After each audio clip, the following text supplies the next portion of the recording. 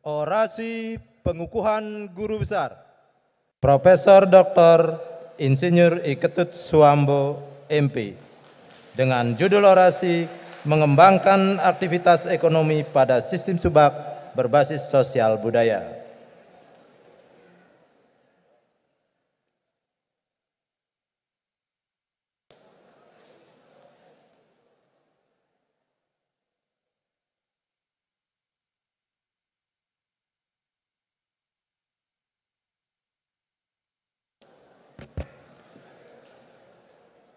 Om Swastiastu. Yang terhormat Bapak Rektor beserta Wakil Rektor dan jajarannya, Bapak Ketua Senat, Sekretaris Senat, dan juga Ketua Forum Guru Besar sejajarannya, segenap sivitas Himika Universitas Dayana, para dekan, para koprodi, dan hadirin semua yang saya banggakan. Om Swastiastu, salam namo buddhaya, salam sejahtera untuk kita semua. Pertama-tama marilah kita panjatkan puji syukur ke hadapan Tuhan Yang Maha Kuasa, Ida Sang Yang Widiwasa, karena atas berkat rahmat-Nya lah kita bisa berkumpul di sini untuk melaksanakan pengukuhan guru besar Universitas Udayana periode 3 September 2022 ini.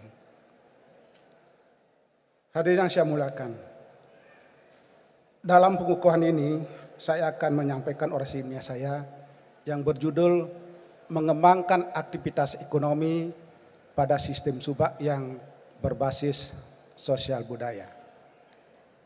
Karena kita menganggap di Bali, subak itu suatu hal yang biasa. Tetapi kalau kita cermati secara mendalam, bayangkan, petani di dalamnya menghasilkan beras yang harus atau yang menjadi bahan pokok kita. Segunung pun kita punya uang, bayangkan kalau tidak ada beras, apa kita semua ini bisa hidup? Karena itulah makanan pokok kita. Di samping itu, di Subak sendiri dalam usaha taninya, dia ada keistimewaan dibandingkan dengan tempat lain karena dia berbasis sosial dan budaya. Ada teknologi dalamnya, sehingga dia disebut sebagai sosio-agraris religius.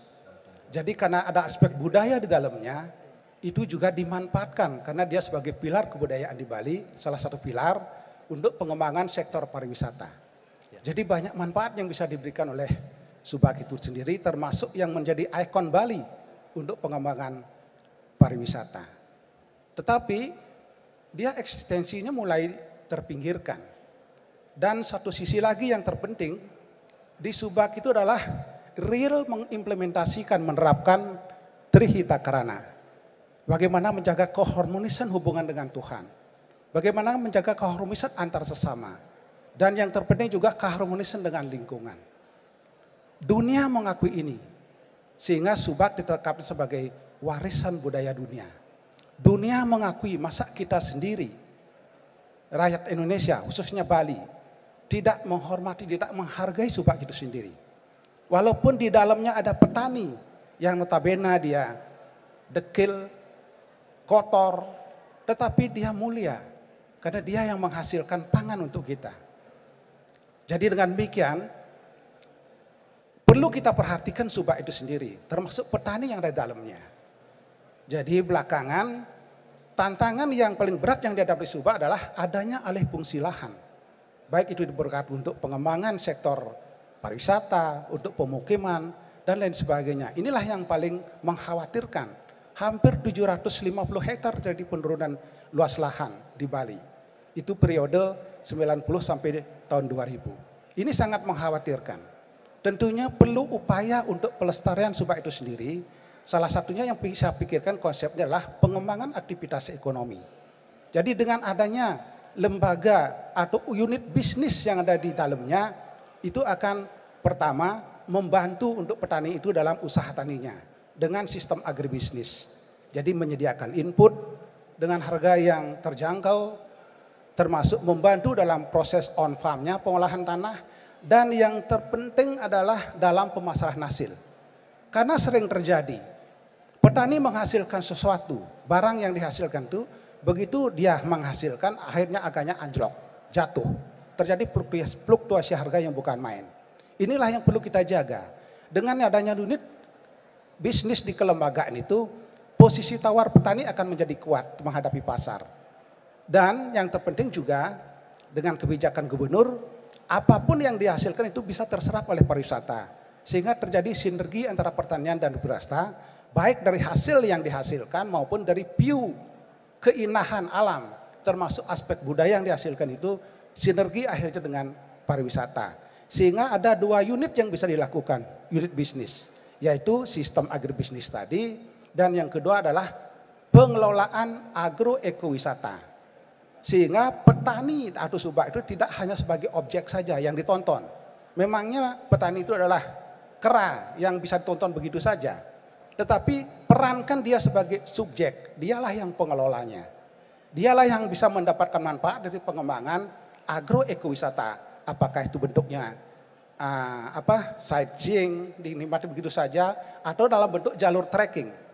Termasuk nanti fasilitas kepariwisataan itu, apakah itu pengembangan untuk pengembangan restoran dan lain sebagainya, itu dikelola oleh kelembagaan subak itu sendiri. Sehingga kue pariwisata yang dikembangkan itu adalah manfaatnya diperoleh oleh anggota subak itu sendiri, oleh subak itu sendiri.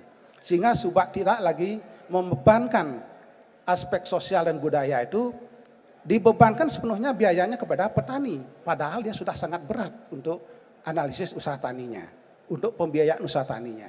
Jadi dengan adanya aktivitas ekonomi di kelembagaan ini, pertama akan memperkuat posisi tawar petani. Di sektor pariwisata dia mampu mengelola agroekowisata sehingga dia mendapatkan manfaat. Kenapa basis sosial budaya?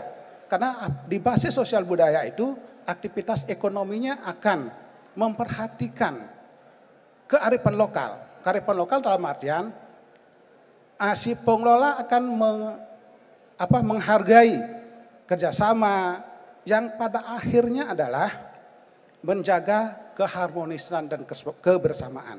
Itulah basis sosial yang akan dicapai, yang pada akhirnya adalah keharmonisan dan kebersamaan. Barangkali itu yang bisa saya sampaikan dalam orasi ini. Dan dalam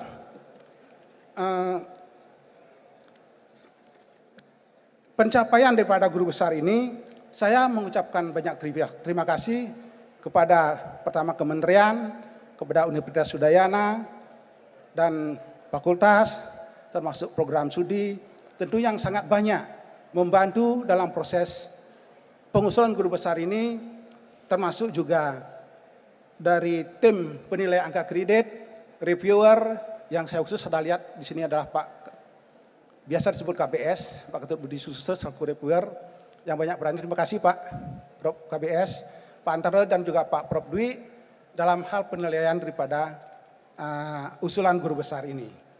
Dan pada kesempatan ini juga saya menyampaikan terima kasih ya kepada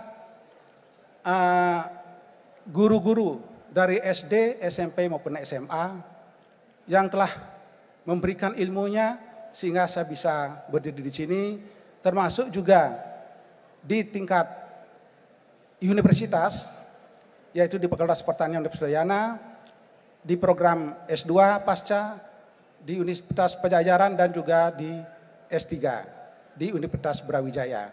Terima kasih kepada guru-guru, kepada dosen, kepada promotor, kopromotor, dan juga kepada pembimbing untuk tesis maupun untuk skripsi yang saya selesaikan. Selanjutnya saya mengucapkan terima kasih yang tak terhingga kepada keluarga, jadi istri termasuk anak-anak dan juga menantu dan juga saudara-saudara Rakerai dan Ayu yang terkasih. Tentunya di alam sana adik saya terkecil bisa mendengarkan apa yang saya sampaikan. Barangkali dia juga merasa bangga karena dia sudah amor yang sindia. Termasuk juga pada orang tua, ayah dan ibu almarhum yang tentunya membiayai saya dari SD sampai S1, dan yang spesial orang tua kedua saya, kebetulan beliau tidak bisa hadir, Bapak Prof. Wayan Winye, yang sangat membantu saya, membimbing dari hard skill maupun soft skill, dan yang paling saya ingat adalah membiayai saya di S2 dan S3 pada awal perkuliahan. Karena beliaulah saya bisa sekolah S2 dan S3, dan tentunya S3 sebagai syarat saya untuk bisa mencapai gelar guru besar saat ini. Dan terima kasih juga kepada, saya sampaikan kepada Dekanat periode 2015-2019, Prof. Rai, Prof. Swade, dan Pak Agung Swastika, dan juga mitra kerjasama, yaitu Nauri Miyasawa dari Waseda University, dan juga kepada Prodi S1, S2, dan S3, dan juga kepada Perhimpunan Ekonomi Pertanian Perhepi, DPW Himpunan Kerukunan Tani Indonesia, juga alumni S1, S2, dan S3,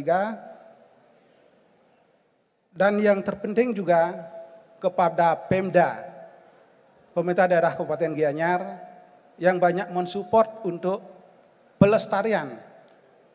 Jadi upaya saya untuk melestarikan subak ini.